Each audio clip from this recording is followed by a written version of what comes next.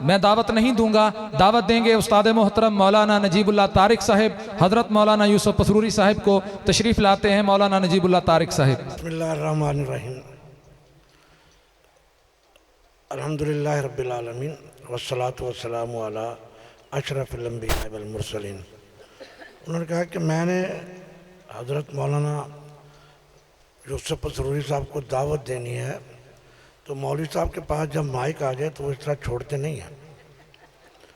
حضرت معاذ بن جبل رضی اللہ تعالیٰ عنہ فرماتے ہیں کہ ایک دن ہم صبح کی نماز میں نبی علیہ السلام کا انتظار کر رہے تھے، حضور گھر سے نکل ہی نہیں رہے، حتیٰ کہ ہمیں ڈر پڑ گیا کہ سورج نکل آئے گا، اتنی دیر کر دی۔ پھر حضور اچانک گھر سے نکلے، بڑی تیزی کے ساتھ نکلے اور نماز پڑھائی، اور نماز بھی جلدی جلدی پڑھا دی۔ ہم بڑے پریشان بھی، آج کیا ہو رہا ہے؟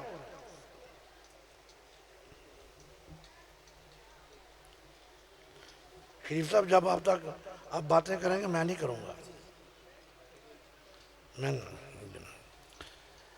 اچھا صحابہ بڑے پریشان، آج ہوا کیا ہے؟ سورج نکلنے والا، حضور نے آ کے نماز پڑھائی، نماز جلدی جلدی پڑھا دی۔ نماز کے بعد فرمانے لگے مکانکم، سارے اپنی جگہ پہ بیٹھے رہو، سبوں پہ۔ پھر آپ نے ہماری طرف چہرہ کیا، کہتے ہیں میں آپ کو بتاؤں کہ میں لیٹ کیوں ہو گیا ہوں، آج نماز میں لیٹ کیوں ہوں؟ کہتے ہوا یہ کہ میں تہجد کے لیے کھڑا ہو گیا، میں قیام اللیل کر رہا تھا، اچانک مجھے نیند آنی شروع ہوگی، نماز پڑھنی مشکل ہوگی۔ پھر میں کیا دیکھتا ہوں، اچانک رأیت ربی فی احسن صورہ، میں نے اپنے رب کو دیکھا، ہلکی سے نیند آئی، بہت خوبصورت شکل۔ اللہ تعالیٰ مجھ سے پوچھتے ہیں یا محمد کیا آپ کو پتہ ہے آسمان پہ فرشتے کیا باتیں کر رہے ہیں؟ میں نے کہا مجھے تو نہیں پتا، کس چیز میں باتیں کر رہے ہیں؟ اللہ تعالیٰ نے اپنا ہاتھ فوضع یدہ بین کتفیہ، میرے منڈوں کے درمیان پیچھے ہاتھ رکھ دیا اللہ تعالیٰ نے۔ فوجدت برد اناملہ بین صدغیہ، میں نے اللہ کے ہاتھوں کی انگلیوں کی ٹھنڈک اپنی چھاتی میں محسوس کی۔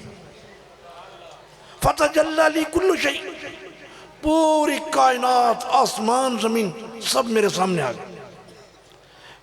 پھر اللہ تعالیٰ پوچھتے ہیں کہ بتاؤ کہ آسمان کے فرشتے کس بارے میں باتیں کر رہے ہیں؟ میں نے کہا مجھے پتہ چل گیا، وہ کر رہے ہیں فی الکفارات۔ یہ اتنے انسان جو ہیں یہ گناہ کر کر کے تھک گئے ہیں، کوئی طریقہ ہے کہ ان کے گناہ معاف ہو جائیں؟ فرشتے اس بارے میں باتیں کر رہے ہیں۔